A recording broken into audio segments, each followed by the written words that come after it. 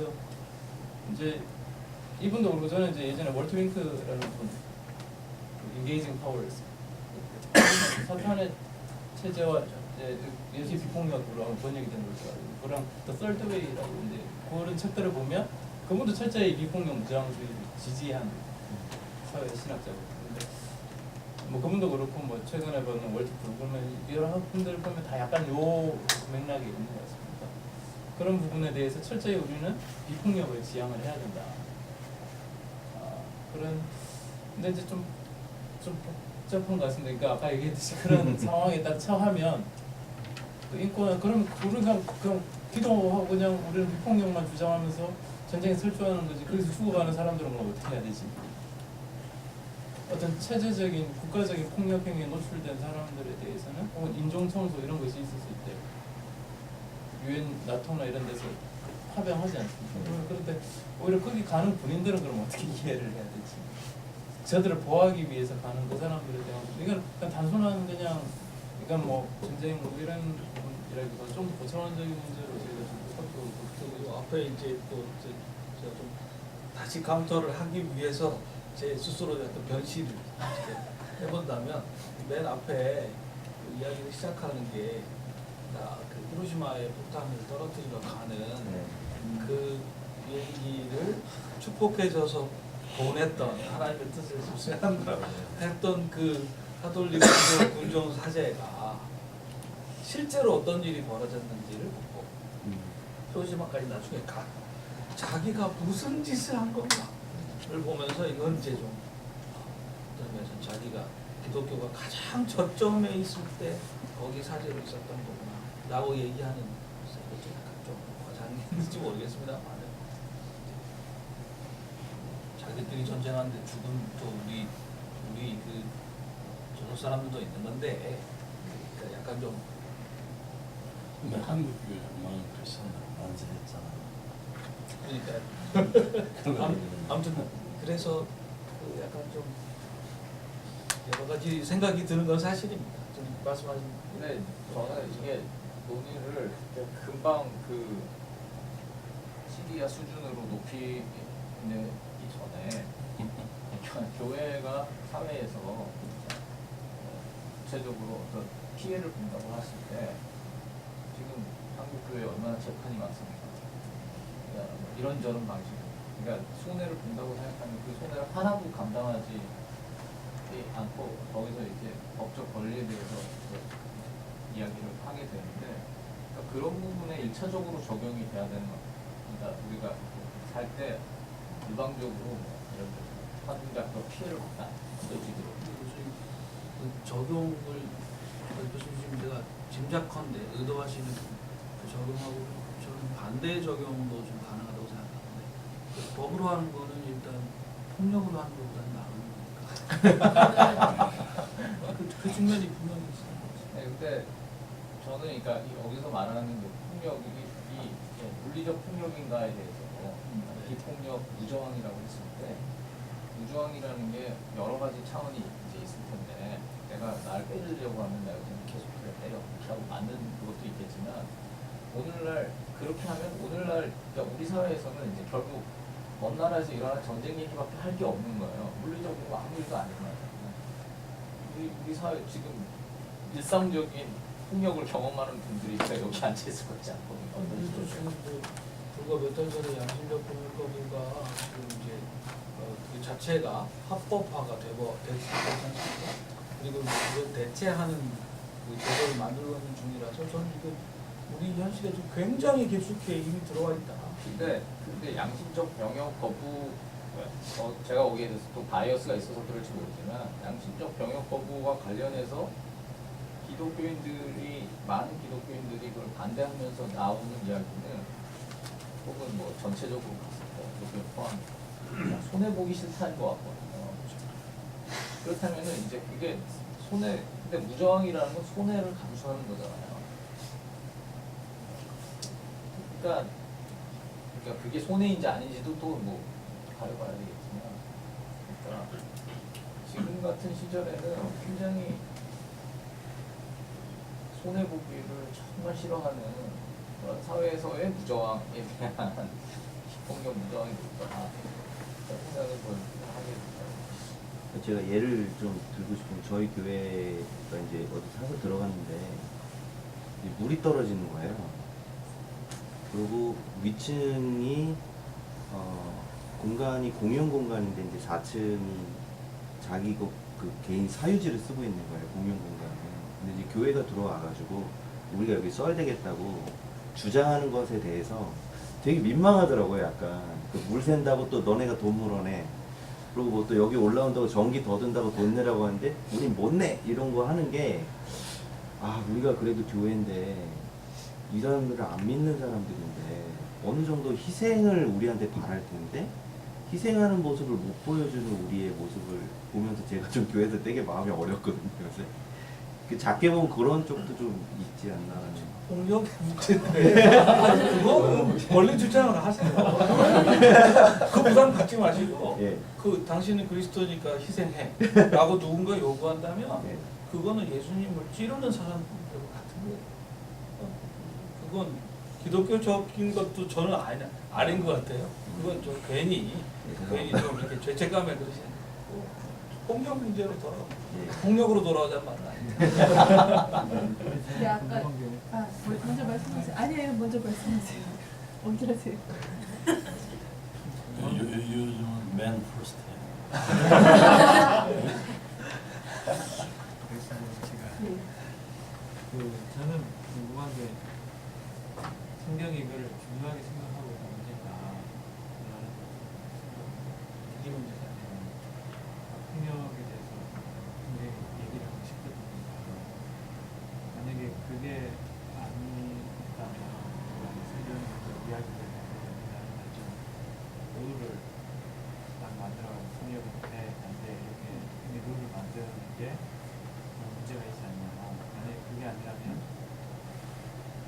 성경이 말하는 신앙을 지나 이런 것들을 잘 만든 다음에 그때그때마다 신앙 양식이나 지혜를 모아서 문제를 그때그때마다 이렇게 답을 찾아나가야 이게 정당방위 좋지 않대 정당방위 못해 이렇게 선을 긋고 이렇게 맞춰 하는 게 많이 괜찮은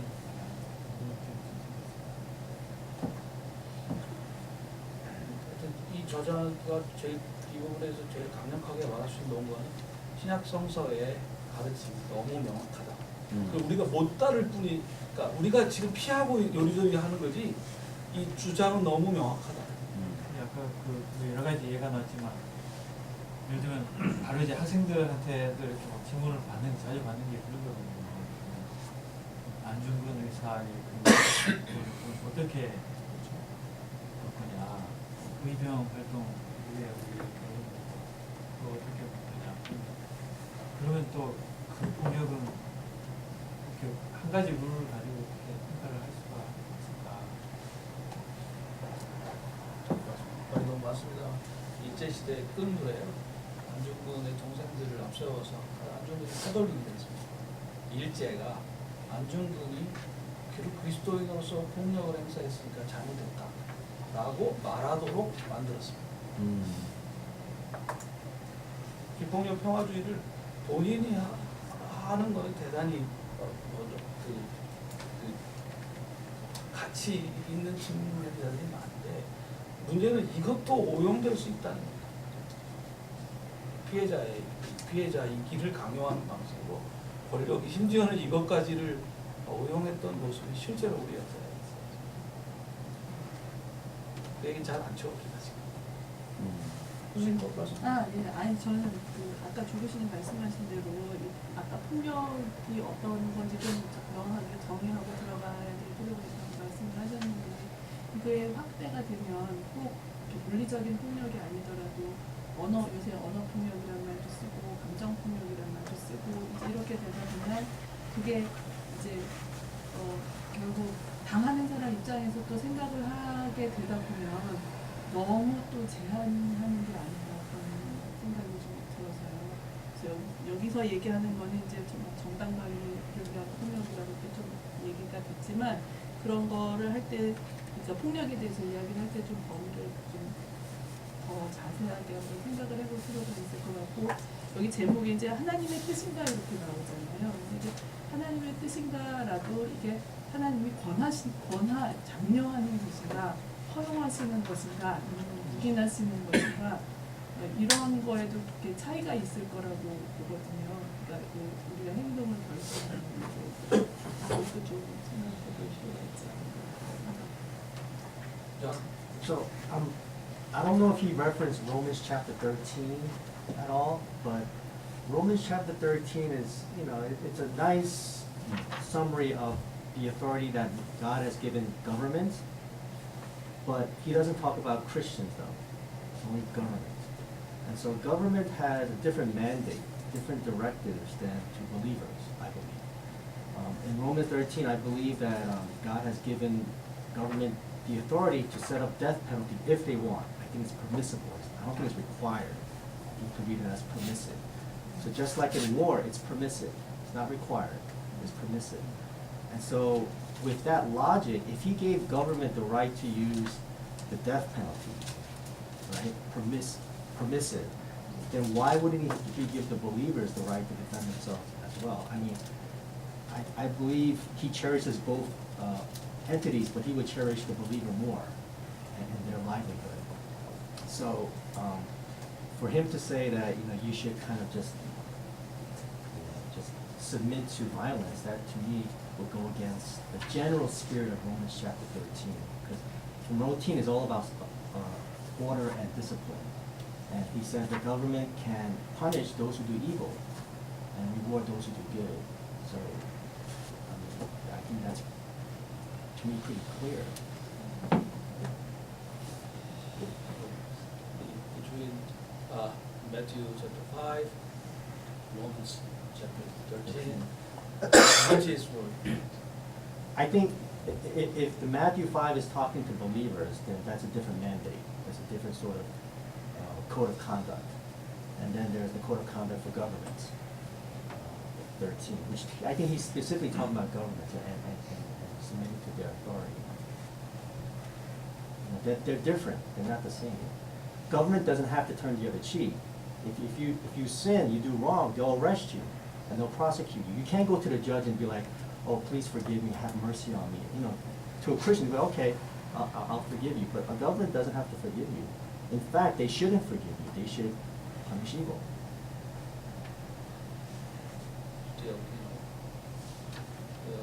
전신 교수님이 미 군의 법무관을 오래 하셨습니다.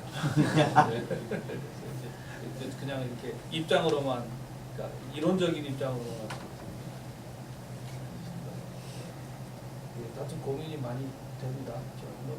더 윤리 쪽으로도 생각해 보는데요.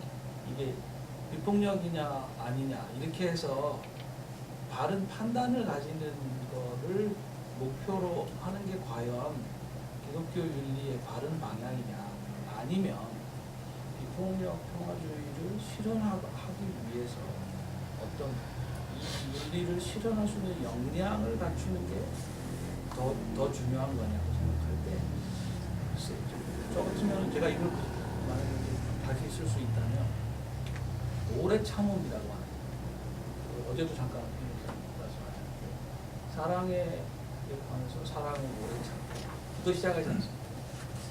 오래 참음이 없이 폭력으로 가거나 비폭력으로 가거나, 그게 제도적이든 온유함이 없이 어느 쪽으로는 이제 그러면 그건 그냥 옳은 판단은 나올 수 있을지 몰라도 관계는 다 깨어지고 사람들은 다 죽고 엉망진창이 된 뒤에 그래도 나는 옳은 판단을 얻었다 이렇게 않나 싶어서 약간 저는 수행적인 측면이 뒤에 와서는 좀 자기 개인 얘기를 하면서 약간 좀 사라지는 느낌이 있다, 이 책이. 어떤 면에서는 그 얘기로 가지 않으려고 자기 얘기를 이제 드러내고 합니다. 마태복음 5장 그 해석도 약간 좀 글쎄요. 제가 이제 이 책을 다 안 읽어보고 여기서 나오는 논쟁에 대한 이야기를 해서 그런데요. 일단 마태복음 5장 그 얘기가 기본적으로 크리스찬 대상으로 해요. 저희도 자신있게 말씀하신 것처럼 크리스찬이 아니죠. 예수님을 통해서 메시아를 통해서 하나님의 새로운 백성들이 될 사람들이 이제는 새로운 언약 관계 안에서 관계에 있는데 어떻게 살아야 될 것인가에 대한 얘기고요. 옛 언약 속에 있었던, 그러니까 모세법을 통해서, 아니 모세를 통해서 옛 언약 속에 있었던 그 사람들이 율법을 주잖아요. 이제 법대 교수님 앞에서 이렇게 얘기하기 되게 주저스러운데 여기서 드립니다. 교수님들이 계시는데, 대학원 학생들도 계시는데 아무튼 일단 법이라는 게 그 익스프레션이 있고요. 그리고 저는 이제 법 정신이라고 표현하는데 그 두 개를 어떻게 연결할 것인가의 문제, 결국 해석하기 문제인데 예수께서 말씀하시는 게 뭐냐면 십계명도 사실은 이제 그게 그 당시의 상황이 많이 반영되고 있는 건 사실이에요. 안식일 문제가 있으니까. 근데 그 십계명을 통해서 법을 주었으면 그건 익스프레션이고요. 익스프레션 밑바닥에 있는 스피릿과 미닝이 더 사실 어떻게 표현할 것이냐의 문제인데, 그래서 예수님 그 당시 랍비들은 그 안에 있는 그 컨텐츠하고 스피릿을 두 가지로 정리하잖아요. 하나님 사랑하는 것, 이래서 4계명, 그다음 5번째, 10번째 계명을 사람 사랑하는 계명으로 이제 정리를 하고, 사실 예수님도 그렇게 동림해서 말씀하시는 것이거든요. 그래서 산상수훈은 원수를 사랑해라, 단지 이런 스페시픽한 어떤 조항을 이야기하는 게 아니라 케이스로 6개를 들어요. 너희가 이렇게 들었지만 이렇게 들었고, 이렇게 들었지만 이렇게, 케이스 스타일링을 들어서 정말 하고 싶은 게 뭐냐면 예수님 통해서 새로운 언약 백성이 됐으면 이제 그 율법의 그 정신을 어떻게 표현할 것인지에 대한 이야기를 그 리마인딩 시키는 것으로 해석을 해야 된다고 보거든요. 그러니까 구체적으로 두나 두낫의 문제가 아니라 율법의 컨텐츠나 스피릿이 있을 때 하나님 사랑하는 것과 사람 사랑하는 것이 이제 예수를 통해서 성령을 통한 새 언약 백성 공동체 됐으면 그것을 어떻게 적용할래? 한 가지에, 두 가지에 이렇게 얘기하지. 그 왼뺨 맞았으니까 왼뺨을 맞았으니까 오른뺨 베라. 하나의 정말 스페시픽하게 얘기하는 글인데 이것이 유니버설 놈이 되는지는 모르겠어요. 이건 해석학적인 비약인 것 같고요, 개인적으로. 정말 예수께서 말씀하신 건 뭐냐면 스페시픽한 그 룰을 말씀하시지 않아요. 성령을 통해서 하나님 사랑하는 것과 사람 사랑하는 것을 어떻게 삶에서 저마다 상경이 다르니까 펼쳐갈 수 있을지, 특별히 바리새인처럼은 하지 마라. 왜냐하면 스피릿도 안 하고 스피릿 없이 그냥 정신만 하니까. 근데 재미있는 거 마태복음 23장 23절에는 이렇게 표현해요. 바리새인에 의해서 여기 화 있을 줄 죽을 놈들 막 이렇게 얘기하면서 너희는 율법이 정말 중요한 것들을 안 해. 그런데 그래서 율법이 정말 중요한 그 익스프레션만 하고 정말 중요한 뭐 사랑과 의와 공의를 버렸어. 그런데 예수께서 다음 말씀하시는 게 뭐냐면 이것도 행하고 저것도 버리지 말라는 말씀을 하시거든요. 그러니까 이제 예수님의 말씀은 구체적으로 이 놈이나 룰을 말씀을 그 작구를 표현하는 게 아니라 그 원칙을 어떻게 표현할 것인지에 대해서 바리새인과는 다르게 해라 라고 말씀하시는 거 아닌가 싶은 거예요. 그래서 근데 이제 이 저자의 입장에서 네. 똑같은 얘기를 할 수 있을 것 같아요. 지금 오른밤 왼뺨 원수를 사랑하라. 이거를 룰로 해석하면 그것도 하고 거기 표현된 정신도 계속해서 지키고. 그러니까 오른밤 왼뺨은요, 오른밤 왼뺨으로 끝나는 거예요. 그거에 있어서 확장시키는 건 이건 좀 해석인 거죠. 그러니까 그런 해석을 택할 것 같아요. 그러니까 그 해석 작업은 결국은 약간 열려둘 수밖에 없다는 거예요. 이분이 그렇게 열어놓은 것이 다른 아까 존신. 예, 교수님께서 지적한 부분 제가 좀 고민해볼 필요가 있다고 저는 생각하는 지점이 무엇이냐면 이제 국가의 폭력에 관련된 지금 교수님 사회적 질서와 안위를 위해서 국가가 행하는 폭력에 대해서 용인해야 된다라는 부분인데 이제 이런 부분이 있어요. 정당하지 못한 권력, 그러니까 그거를 통해서 합법적이지 우리가 봤을 때 성서적이지 못한 제도와 법 권위에 대해서는 그것은 온전히 어떤 일개 개인에게만 영향을, 성도나 비성도 뭐 이게 아니라 모든 사람에게 다 영향을 미치고 당연히 그것은 하나님의 백성들 성도들에게 영향을 미친다고 생각을 하거든요. 그럼 그런 부분에 있었을 때 성도들은 어떻게 해야 되는가? 이제 사실 국가가 범죄하는 게 스트레이트 크라임이 있는 경우에 어떻게 하냐. 개신교의 정치 신학은 사실 이 문제에서 시작했다고 볼 수도 있습니다. 그런 상황에서 그 로마서 13장을 가지고 복종하라라고 할 때 어떻게 이게 되느냐? 여기서 이제 폭군 방벌, 저항권의 사상이 나오고 폭군 방벌론이 나오고 거기서부터 이제 지금 우리가 알고 있는 그러니까 민주주의적인 사회 개혁을 교회가 받아들이는 일이 시작되거든요. 이제 아주 좋은 영향들이 많이 있어요. 뭐좀 많은 얘기들이 될 수 있는 건데 식사하시면서 하시는데 어떻겠습니까?